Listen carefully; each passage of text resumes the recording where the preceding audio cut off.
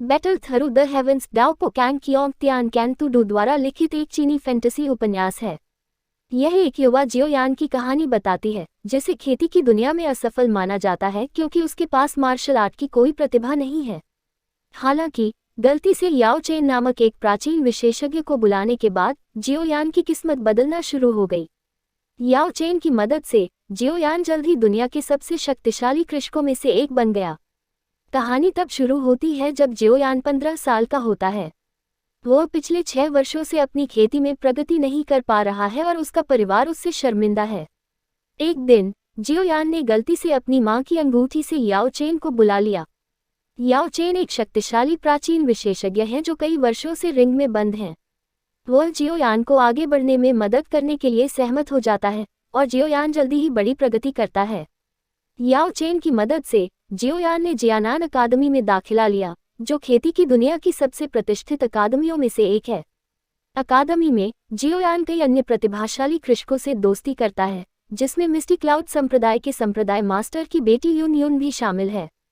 जियोयान भी शक्तिशाली दुश्मनों का ध्यान आकर्षित करना शुरू कर देता है, जिसमें हुन कबीला भी शामिल है, एक शक्तिशाली और क्रूर कबीला जो जियोयान को नष्ट करने के लिए दृढ़ है। कहानी के दौरान जियोयान को कई चुनौतियों और बाधाओं का सामना करना पड़ता है। उसे शक्तिशाली शत्रुओं से लड़ना होगा, विश्वासघात पर काबू पाना होगा और अपनी नई शक्ति को नियंत्रित करना सीखना होगा।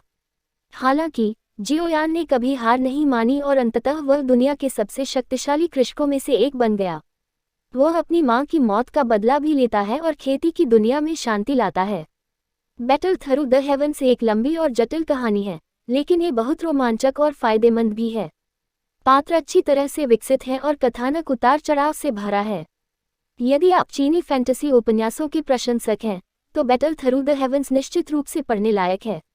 बैटल थ्रू द हेवंस में कुछ मुख्य पात्र इस प्रकार हैं। जियोयान, कहानी का मुख्य नायक। वह एक युवा व्यक्ति है जिसे खेती की दुनिया में असफल माना जाता है क्योंकि उसके पास मार्शल आर्ट की कोई प्रतिभा नहीं है। हालांकि गलती से याओ चेन नामक एक प्राचीन विशेषज्ञ को बुलाने के बाद जियोयान की किस्मत बदलना शुरू हो गई। याओ चेन की मदद से जियोयान जल्द ही दुनिया के सबसे शक्तिशाली कृषकों में से एक बन गया। याओ चेन एक प्राचीन विशेषज्ञ जो कई वर्षों से जियोयान की मां की अंगूठी में बंद है। वह जियोयान को आगे बढ़ने में मदद करने के लिए सहमत हो जाता है और जियोयान जल्दी ही बड़ी प्रगति करता है। यूं यूं, मिस्टी क्लाउड संप्रदाय के संप्रदाय मास्टर की बेटी। वह एक प्रतिभाशाली कृषक और जियोयान की मित्र और प्रेमिका है। नालन यानरान, एक धनी परिवार की एक युवा महिला। वह घमंडी और घृणित है और वह शुरू में जियोयान को तुच्छ समझती है।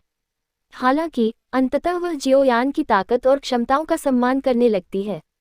नीली, एक ऐसा युवक जिसे खेती की दुनिया में असफल माना जाता है।